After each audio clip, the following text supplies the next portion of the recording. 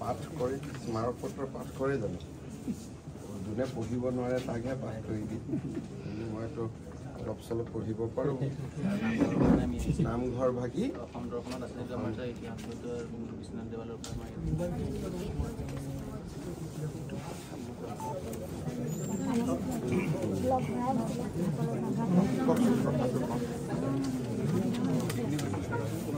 আপোনালোকে কি বিচাৰিছে কওকচোন কালিতে লগ পাইছিল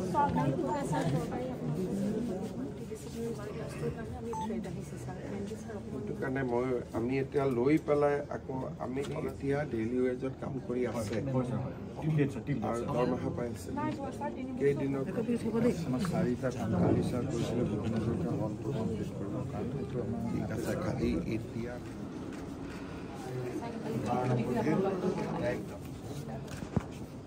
কি বস্তু মোক বুজাই দিয়কচোন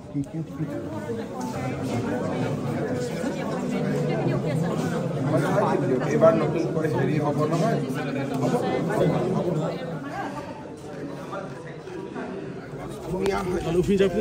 ইয়াত যদি ৰুইছে নহয় সকলোতে অজৰে ৰুই দিব বেলেগ বেলেগ ৰুব নালাগে মানে য'ত ফুলে তেনেকুৱা দিব নহ'লে বেলেগ বেলেগ হ'লে মই আচলতে মোৰ জন্মদিন হ'ল 1 ফেব্ৰুৱাৰী কিন্তু যেতিয়া মই কামৰূপ একাডেমি স্কুলত পঢ়িছিলোঁ মেট্ৰিক দিয়াৰ আগতে আমাৰ সকলো বেটছৰে জন্মদিন ছাৰে 1 এপ্ৰিল লিখি দিছিল সেইকাৰণে চৰকাৰী কিতাপ কাগজত মোৰ জন্মদিন 1 এপ্ৰিল থাকে বিহালী ইলেকশ্যনৰ সময়ত মই কৈছিলোঁ যে ভাল দিনত আহি মহিলা উদ্যমিতা আঁচনিখন আৰম্ভ কৰিম আজি কেইবা হাজাৰো প্ৰায় 22-23 হাজাৰ মহিলাক বিহালী সমষ্টিত আমি মহিলা উদ্যমিতাৰ 10,000 টকাকৈ বিতৰণ কৰিম বাকি সমষ্টিবিলাকতো আমি এনেকুৱা একোটা অনুষ্ঠান আয়োজন কৰিম মই সকলো মন্ত্ৰী বিধায়কক কৈছোঁ যে মোৰ পৰা একোটাকৈ ডেট ল'ব লাগে আৰু সেনেদৰে আমি সমষ্টিবিলাকত গৈ মহিলা উদ্যমিতা আঁচনিৰ ধন বিতৰণ কৰিম অসমত প্ৰতিটো ৱাৰ্ডতে VCDC আমাৰ স্বায়ত্তশাসিত জিলা পৰিষদৰ সমষ্টি গাঁও পঞ্চায়ত আমাৰ পৌৰসভা প্ৰত্যেক ৱাৰ্ডতে আমি একোখন স্বাস্থ্য মেলা কৰিম আজিৰ পৰা ধান ক্ৰয় কৰিলে চৰকাৰে অতিৰিক্তকৈ 250 টকা দিব তাৰমানে 2550 টকা 1 কুইণ্টলত পাব আৰু সেই ধৰণে আজিৰ পৰা আমি সৰিয়হত 500 টকাকৈ বেছিকৈ দিম অৰ্থাৎ এতিয়া আমাৰ যুৱক যুৱতীসকলে সৰিয়হ চৰকাৰক বিক্ৰী কৰিলে 6450 টকা পাব অত্যাধুনিক আৱৰ্ত ভৱনৰ আপুনি প্ৰথম অতিথি এইটো মই এনেকুৱা আপোনালোকে সাৰ্কিট হাউচটো দেখিছে আৰু এনেকুৱা সাৰ্কিট হাউচ আমি অসমৰ প্ৰত্যেকখন জিলাতে বনাব গৈ আছোঁ বিশ্বনাথত আৰম্ভণি হ'ল অসমত আহিলে অতিথিসকলে যাতে সুন্দৰকৈ থাকিব পাৰে পৰ্যটকসকলো থাকিব পাৰে তাৰ বাবে আমি সাৰ্কিট হাউচবোৰ নতুনকৈ ধুনীয়াকৈ বনাব সিদ্ধান্ত লৈছিলোঁ প্ৰথম সাৰ্কিট হাউচটো যোৱাকালি উদ্বোধন হ'ল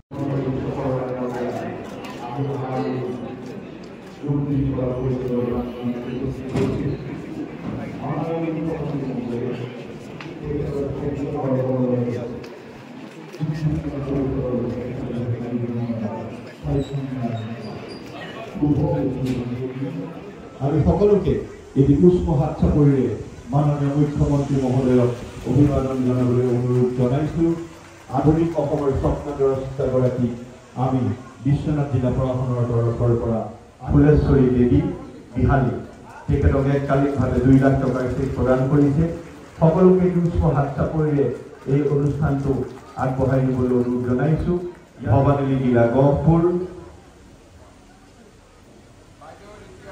বুধেশ্বৰী কুৰ্মী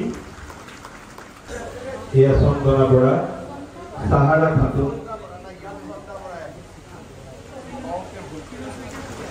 আমি বুজি নাপাওঁ যেতিয়া ডক্টৰৰ ওচৰত বেছিকৈ আমি বেমাৰ হ'লে যাওঁ আৰু যদি কোনোবা মানুহৰ সঁচাকৈ কিবা বেমাৰ আছে মানুহজনে গমো পাই যায় আমাৰ স্বাস্থ্যৰ ক্ষেত্ৰত এটাই কথা আজিৰ পৰা সমগ্ৰ অসমতে আমি স্বাস্থ্য শিবিৰ আয়োজন কৰিছোঁ প্ৰত্যেকটো গাঁও পঞ্চায়ত প্ৰত্যেকটো VCDC আৰু আমাৰ স্বায়ত্তশাসিত পৰিষদৰ MSC এৰিয়া আৰু টাউন কমিটি মিউনিচিপালিটিৰ ৱাৰ্ড 3000তকৈও অধিক স্বাস্থ্য কেম্প আমি অহা 2 মাহৰ ভিতৰত কৰি শেষ কৰিম।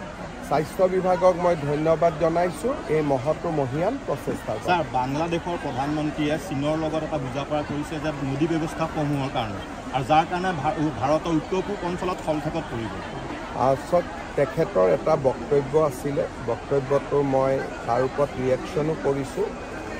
চিকেন নেকক লৈ বিভিন্ন সময়ত বিভিন্ন ৰাজনৈতিক কথা বতৰা হৈ থাকে। বিভেদকামী শক্তিবিলাকেও চিকেন নেকক লৈ ব্লেকমেইল কৰে।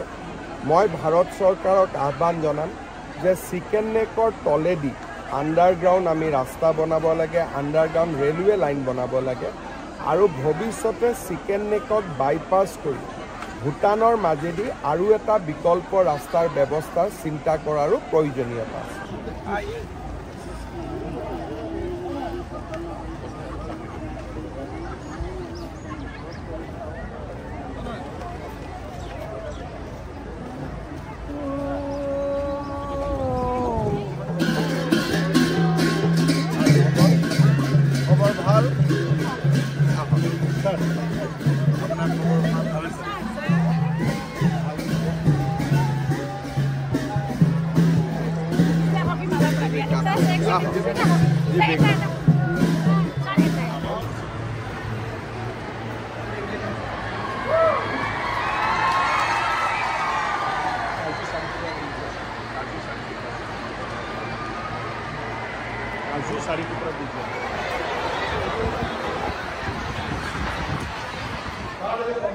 আমি উৎপাদনমুখী কাম কৰোঁ তেতিয়াহ'লে নিজে স্বাৱলম্বী হোৱাৰ লগতে আমাৰ ৰাজ্যখনকো স্বাৱলম্বী কৰাৰ কাৰণে উৎসাহ আগবঢ়াব লাগে।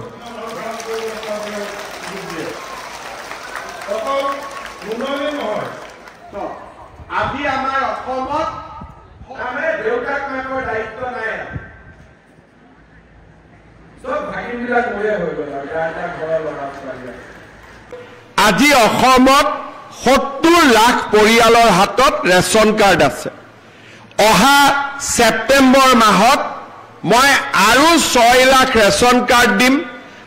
মোদী ডাঙৰীয়াই ৰেচন কাৰ্ডখন হাতত থাকিলে আমাক বিনামূলীয়া চাউল দিব আৰম্ভ কৰিলে।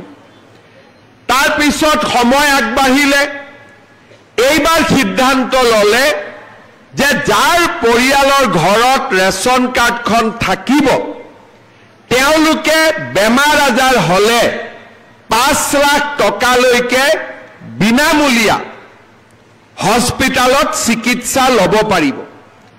তাৰ পিছত এইবাৰ আমি কি সিদ্ধান্ত লৈছো যে ৰেচন কাৰ্ডত আমাৰ চাউল পালো, ৰেচন কাৰ্ডত মেডিকেল ট্ৰিটমেণ্ট হয়।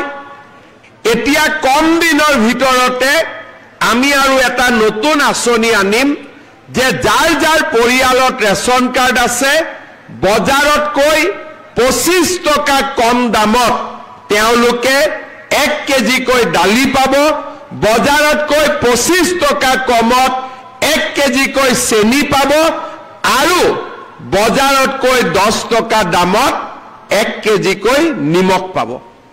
তাৰমানে এতিয়া ৰেচন কাৰ্ডখন দেখুৱালে চাউলো পালো, ৰেচন কাৰ্ডখন দেখুৱালে দালিও পালো, ৰেচন কাৰ্ডখন দেখুৱালে নিমখো পালো, ৰেচন কাৰ্ডখন দেখুৱালে চেনিও পালো আৰু ঘৰত 1250 টকাৰ অৰুণোদয়ো পালো।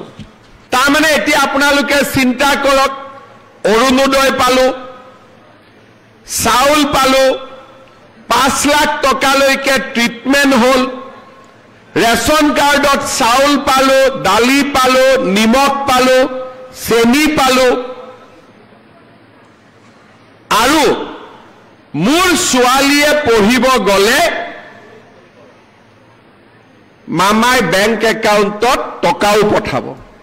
আপোনালোকে আচল কথাখিনি শুনক যে মহিলা উদ্যমিতা আঁচনিটো কি আৰু এই আঁচনিটোৰ পৰা আমি কেনেকৈ উপকৃত হ'ব পাৰিম। আজি আমি মহিলা উদ্যমিতা আঁচনি প্ৰথম কিস্তিৰ ধন আপোনালোকক আমি চেক যোগে বিতৰণ কৰিম। চেকখন লৈ যোৱাৰ পিছত আপোনালোকে চিন্তা কৰিব যে আমি কি কাম কৰিব পাৰোঁ। যদি আমি আজিয়ে গৈ মোবাইল কিনি দিলোঁ তেতিয়াহ'লে হাঁহে আৰু কণী নিদিব, হাঁহটোৱে মৰি থাকিব। আমাৰ আঁচনিটোৰ লক্ষ্য হৈছে যে আমি আপোনালোকক আজি 10,000 টকা আপোনালোকক দিম আৰু আপোনালোকে অহা 1 বছৰ এই 10,000 টকাটো সৎ ব্যৱহাৰ কৰিব।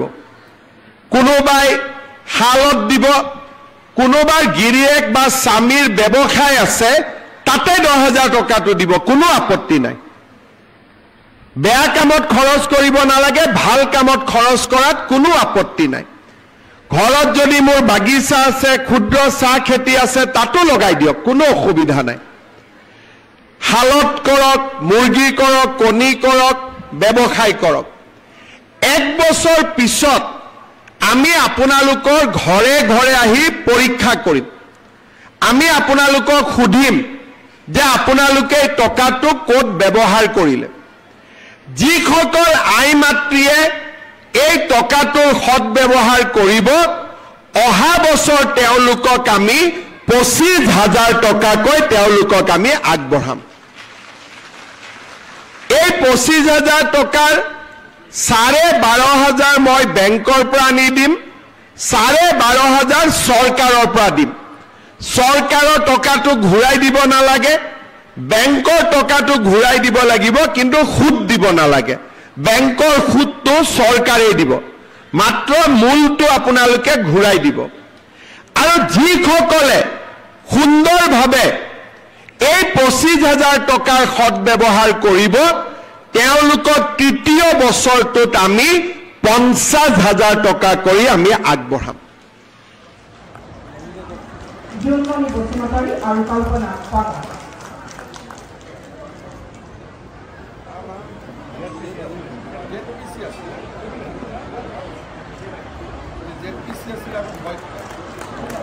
ইয়াৰ পিছত অসম চৰকাৰৰ সৰিয়হ 5,950 টকাৰ উপৰি অতিৰিক্ত সমৰ্থন মূল্য 500 টকাকৈ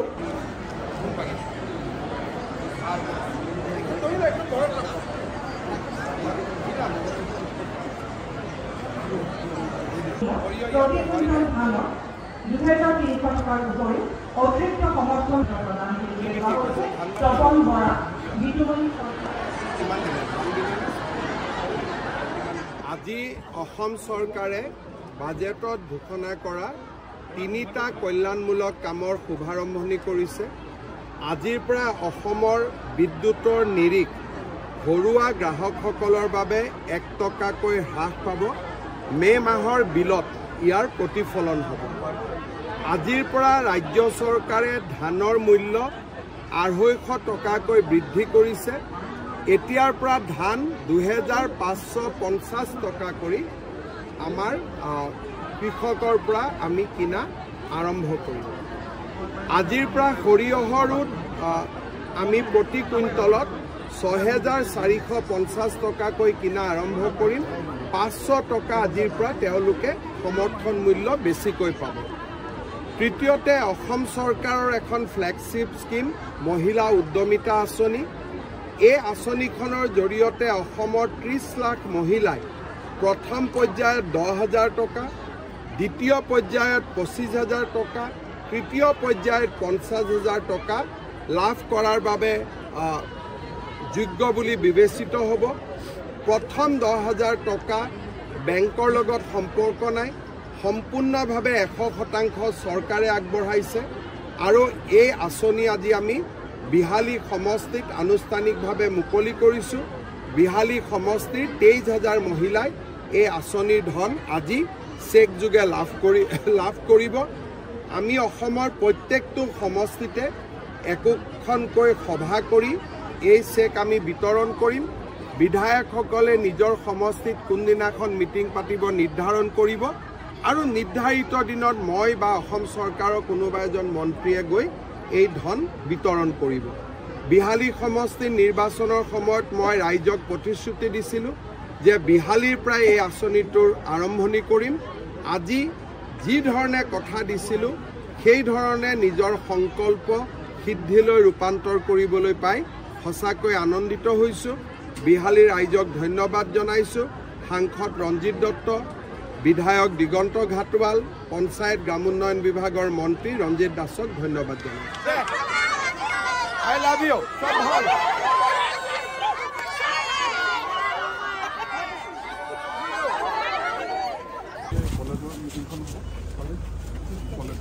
কি খবৰ?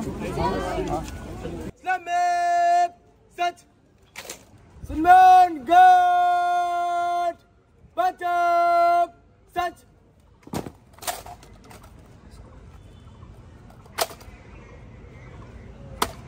Jai Salman Bawa sama dalam NCC itu tadi যেটা মানে স্টেডিয়াম হৈছে ইয়াতে কৰিব স্টেডিয়ামটো ইয়াত হ'ব ইনডোৰ স্টেডিয়ামটো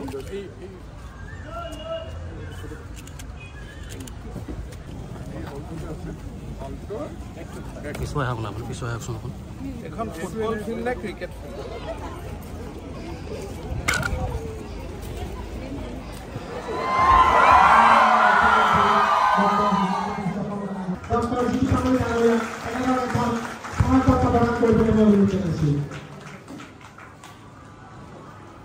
আমাৰ মহাবিদ্যালয় পৰিচালনা সমিতিৰ সভাপতি ডক্টৰ বিপুল কুমাৰ বৰা তেখেতক মাননীয় মুখ্যমন্ত্ৰী ডাঙৰিয়াক সম্মান জনাবৰ বাবে অনুৰোধ জনাইছো। আমাৰ মাজত উপস্থিত আছে আমাৰ মৰমৰ শ্ৰদ্ধাৰ আমাৰ সকলোৰে হৈ সম্বৰ্ধনা জ্ঞাপন কৰিবৰ বাবে অনুৰোধ জনাইছো। তেখেত আমাৰ মাননীয় মুখ্যমন্ত্ৰী ডাঙৰিয়াক সম্মান আৰু মৰম জনাবৰ বাবে অনুৰোধ জনাইছো। আমাৰ মাজত উপস্থিত আছে ভৱেন বসুমতাৰী তেখেতক আমাৰ সন্মানীয় মুখ্যমন্ত্ৰীগৰাকীক সম্বৰ্ধনা জনাবৰ বাবে অনুৰোধ জনাইছো। আমাৰ মাজত আছে ছাত্ৰ বঁটা সভাৰ বিকাশ দাস সভাপতি আৰু সন্দীপ সাধাৰণ সম্পাদক, তেওঁলোককো মুখ্যমন্ত্ৰীগৰাকীক সম্বৰ্ধনা জনাবৰ বাবে অনুৰোধ জনাইছো। বৃহত্তৰ চামগুৰিঘাট অঞ্চলৰ ৰাইজৰ হৈ মাননীয় মুখ্যমন্ত্ৰী ডক্টৰ হিমন্ত বিশ্ব শৰ্মা ডাঙৰীয়াক সম্বৰ্ধনা জনাবৰ বাবে আমাৰ শ্ৰদ্ধাৰ সম্বৰ্ধনা জনাবৰ বাবে আমাৰ মহাবিদ্যালয় পৰিয়ালৰ প্ৰতিনিধিসকলক আমাৰ মাজত উপস্থিত বৰচলা বিধানসভা সমষ্টিৰ সমৃদ্ধ কৰি অহা এই গুৰুত্বপূৰ্ণ শিক্ষানুষ্ঠানখন যিগৰাকী মহান ব্যক্তিৰ নামেৰে নামাকৰণ কৰা হৈছে সেইগৰাকী পুৰুধা ব্যক্তি হেম বৰুৱা দেৱে সমগ্ৰ জীৱন ৰাইজৰ সেৱাত উৎসৰ্গা কৰিছিল। আমি দেশ বুলি ৰাজনীতি বিজ্ঞানৰ সংজ্ঞাৰে আমি কওঁ, কিন্তু আমাৰ ভাৰতবৰ্ষ নেশ্যন ষ্টেট নহয়, যি এক বিশাল সংস্কৃতিৰ গহ্বৰত জন্ম হৈছিল। আৰু লৈ আহি ইয়াৰ নতুনকৈ নিৰ্মাণ হ'বলগীয়া ইনডোৰ ষ্টেডিয়ামটোৰ আধাৰশিলা স্থাপন কৰিলে। ছাত্ৰী নিবাস এটাৰো কাম আৰম্ভ হৈছে। বিধায়ক পদ্ম হাজৰিকায়ো গোটেই কথাখিনি চোৱা চিতা কৰি আছে। অনাগত দিনত মহাবিদ্যালয়খন সুন্দৰ আৰু অতি গৰিমামণ্ডিত হৈ উজ্বলি উঠিব বুলি আশা কৰিছোঁ। আজিকালি ইউজিচিয়ে কলেজত অট'নমাছ কলেজৰ মৰ্যাদা দিয়ে আৰু অট'নমাছ কলেজৰ মৰ্যাদা দিলে লাহে লাহে কলেজখন বিশ্ববিদ্যালয়খনো আগুৱাই যোৱা পৰহি দিনাখনো গহপুৰৰ ছয়দুৱাৰ মহাবিদ্যালয়ে অট'নমাছ কলেজৰ মৰ্যাদা পাইছে। আমি বিচাৰোঁ যে অসমৰ প্ৰত্যেকখন কলেজে নাকত যাতে ভাল এটা গ্ৰেড পাব পাৰে আৰু মহাবিদ্যালয়সমূহ লাহে লাহে যাতে অট'নমাছ হ'ব পাৰে। স্যাৰ গুৱাহাটীত ল্যাঙ্গুয়েজ ট্ৰেনিং সেন্টাৰ আমি গুৱাহাটীত দুটাকৈ জাপানিজ লেংগুৱেজ চেণ্টাৰ আৰম্ভ কৰিম। তাৰ বিষয়ে আলাপ আলোচনা হৈ আছে। মে' মাহত জাপানৰ পৰা এটা উচ্চস্তৰীয় প্ৰতিনিধি দল অসমলৈ অহাৰ সম্ভাৱনা। দলীয় কাৰ্যকৰ্তা উপস্থিত থকা এই সভাৰ কাম আমি আৰম্ভ কৰিব বিচাৰিছোঁ। ইয়াৰ পাছত কৃষ্ণ কোচ এটি জাতিৰে আদৰণি জনাইছে, এখনি শৰাইৰে মুখ্যমন্ত্ৰী মহোদয় আদৰণি জনাইছে। মুখ্যমন্ত্ৰী মহোদয়ক কৃতজ্ঞতা সূচক অভিনন্দন জনাব। অভিবি শিক্ষক সন্থাৰ দীৰ্ঘদিনীয়া পেঞ্চনৰ দাবীৰ প্ৰতি আপুনি যি সঁহাৰি আগবঢ়ালে আমাৰ শিক্ষকসকল কৃতজ্ঞ। এই অভিবি শিক্ষক সন্থাই আপোনাক কৃতজ্ঞতা জ্ঞাপন কৰিছে আৰু কম্পিউটাৰ শিক্ষক সন্থাৰ সমস্যা সমাধান কৰি তেওঁলোকৰ ওচৰত আন্তৰিক আদৰণি জনাইছে। খেমৰাজ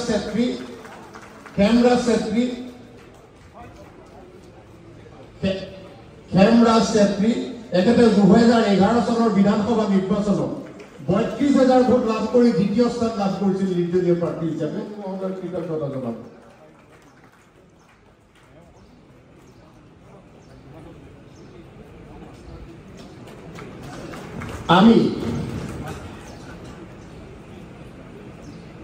আমি আমাৰ মাজত উপস্থিত থকা আমাৰ বৰচলা সমষ্টিৰ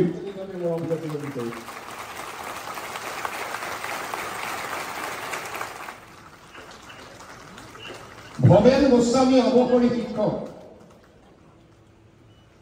গৌৰৱ গোস্বামী অৱসৰী শিক্ষক,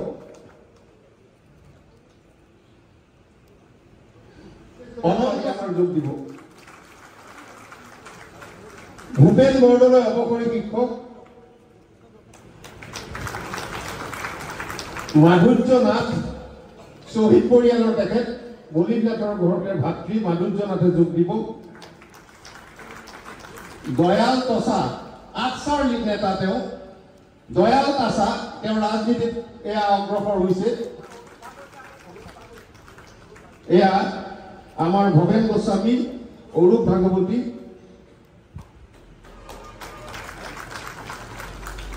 আমাৰ সকলো জাতি জনগোষ্ঠীৰ সম্প্ৰীতিৰ মাজৰে আমাৰ নিৰ্বাচনী যুঁজখন চলাই যোৱাৰ এই পদক্ষেপ এয়া সকলোৱে সুলভ নিৰ্বাচনী যুঁজ।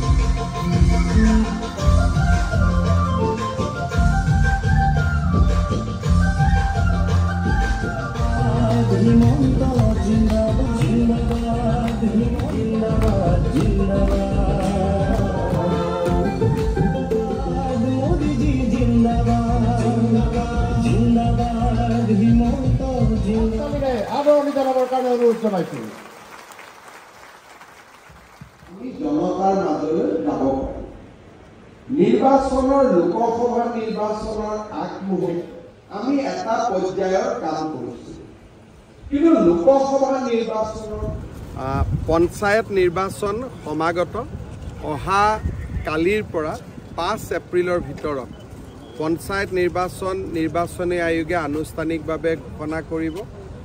নদুৱাৰ সমষ্টিৰ ভাৰতীয় জনতা পাৰ্টীৰ কাৰ্যকৰ্তাসকলৰ লগত মিলিত হৈ আগন্তুক পঞ্চায়ত নিৰ্বাচনত আমি যাতে নদুৱাৰ সমষ্টিত 100% সফল হ'ব পাৰোঁ তাৰ বিষয়ে আলাপ আলোচনা কৰোঁ। সকলো উৎসাহী হৈ আছে, সকলোৱে বিশ্বাস কৰে যে নদুৱাৰ সমষ্টিত আমি 100% পঞ্চায়ত নিৰ্বাচনত পজিটিভ ৰিজাল্ট দেখুৱাব পাৰিম। মিত্ৰতাটো কি হ'ব? চব মিত্ৰতাটো লৈ আমাৰ দলৰ সভাপতি দিলীপ শইকীয়া আৰু AGP দলৰ সভাপতি অতুল বৰাৰ মাজত দুইলানিও আলোচনা অনুষ্ঠিত হৈছে। মিত্ৰতা জিলা পৰ্যায় আৰু সমষ্টি পৰ্যায়ত হ'ব আৰু যিবিলাক সমষ্টিত AGPৰ এটা সাংগঠনিক ভেটি আছে সেই সমষ্টিবিলাকত ডেফিনেটলি আমি আমাৰ বিধায়ক মন্ত্ৰীসকলক ক'ম যাতে এলায়েন্স হয়। বহুত জাগাত বিজেপিৰো সংগঠন নাই, অসমৰ বহুত সমষ্টিত তেনেকৈ বহুত সমষ্টিত AGPৰো সংগঠন নাই। য'ত আমি দুইটাই নাই তাত এটাই প্ৰতিদ্বন্দ্বিতা কৰিব, তাত মিত্ৰতা নহয়। কিন্তু য'ত আমি দুইটাই আছোঁ তাত আমি চেষ্টা কৰিম যাতে মিলা মিছা কৰি আমি ইলেকশ্যনটো খেলিব পাৰোঁ।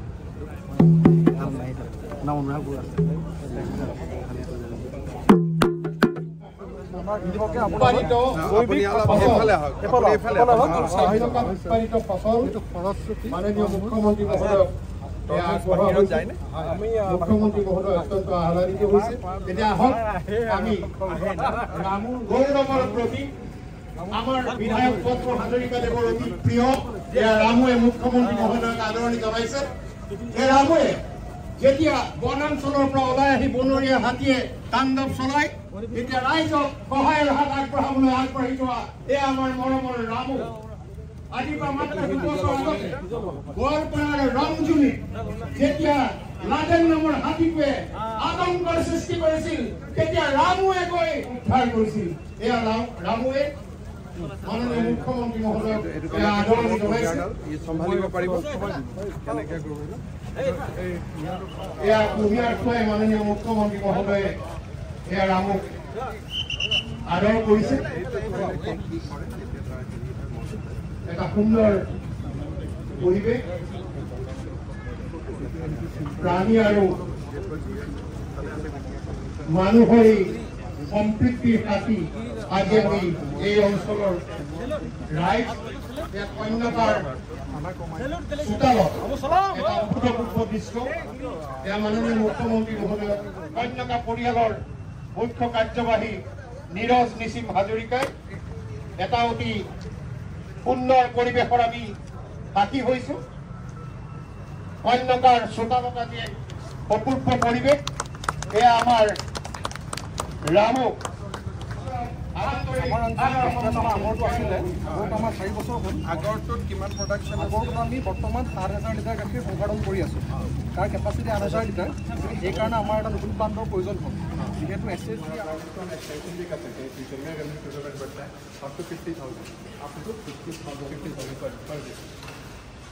অঞ্চল আমি মেচিনাৰী ৰাষ্ট্ৰীয় সভা লৈছোঁ।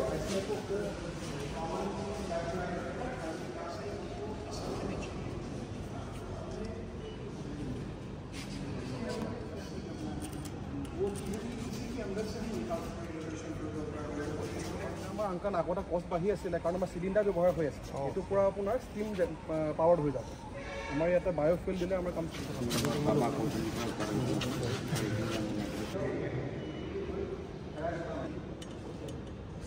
এটা মিল্ক প্ৰচেছিং ইউনিট বনি আছে। প্ৰায় 20,000 লিটাৰ গাখীৰ প্ৰতিদিনে ইয়াত প্ৰস্তুত কৰিব পৰা যাব। ভেলুৱেটেড প্ৰডাক্টটো বনাব পৰা যাব।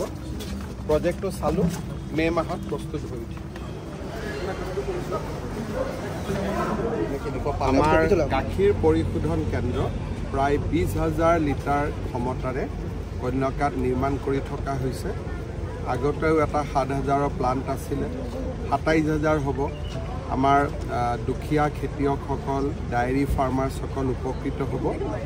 মোক পদ্ম হাজৰিকা ডাঙৰীয়াই কোৱা মতে মে'-জুন মাহত এই প্ৰকল্পটো সম্পূৰ্ণ হৈ উঠিল। আপুনি পৰিদৰ্শন কৰি মই খুব ভাল লাগিলে। 64 বিধ আছে নে মিঠাইটো নাই? ইয়াত আপোনাৰ 11 বিধ আছে। 11 বিধ।